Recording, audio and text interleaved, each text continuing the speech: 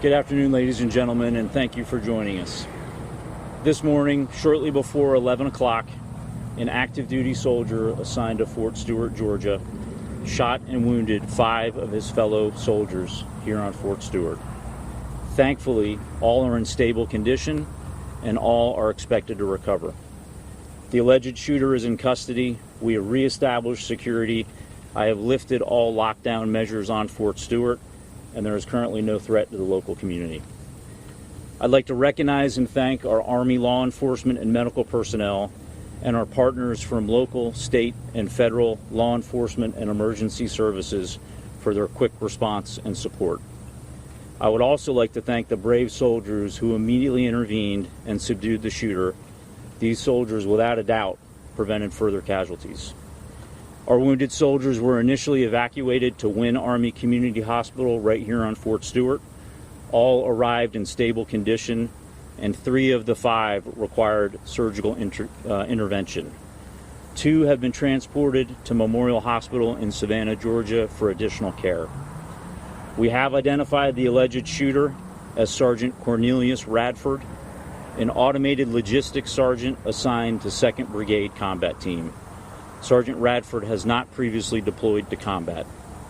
Sergeant Radford has been interviewed by the Army Criminal Investigation Division and is currently in pretrial confinement, awaiting a charging decision by the Office of the Special Trial Counsel.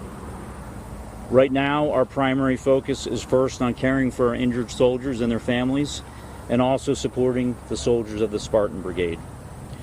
All of the families of the victims have been notified, and we're wrapping our arms around them and ensuring we provide them all the support that we can. Before I take questions, I want to remind you that this is an ongoing investigation and we're still gathering questions. And ladies and gentlemen, I'll now take your questions. General Lewis will be in Coastal News.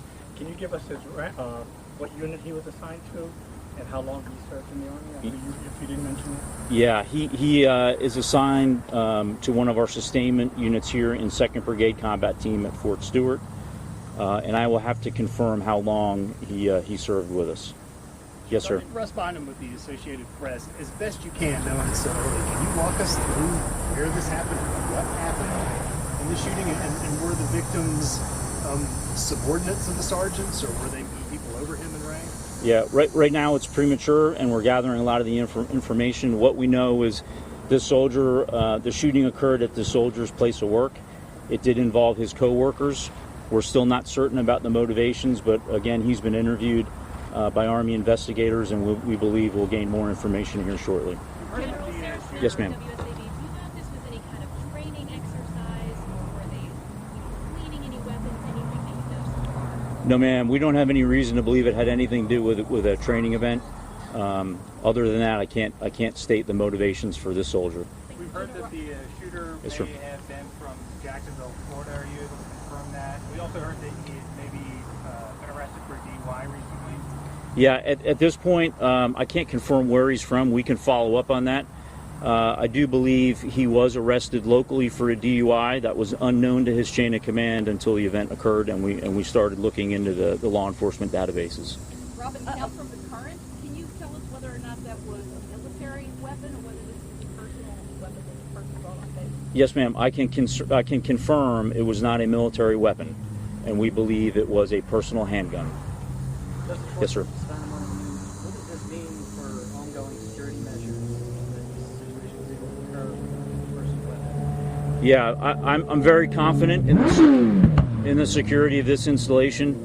We've got a great partnership with local law enforcement. As you can see here at our gates, we have armed guards in protective equipment. This one's a bit difficult, and we're going to have to determine how he was able to get a handgun to his place of duty. Alicia Way News for Jax. Has the suspect had any prior disciplinary or behavioral issues on base? No, ma'am, not that we're aware of. But again, it's early in the investigation, but not that I'm currently aware of. You mentioned that some soldiers helped to subdue him.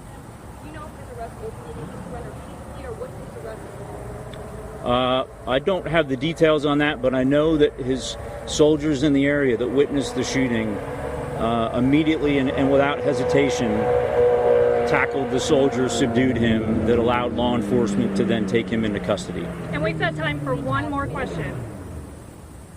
I know that you can't speak to the motivation, but you know, if this turns out to be some situation where somebody had extremist beliefs or maybe classified as a terrorist attack, I mean, how does that change the basis of response or the basis of investigation moving forward? Yeah, currently we have no reason to believe any of that is the case. However, we continuously assess the threat environment, both in the immediate area and across our Army and DoD installations, and we will address the threat level accordingly.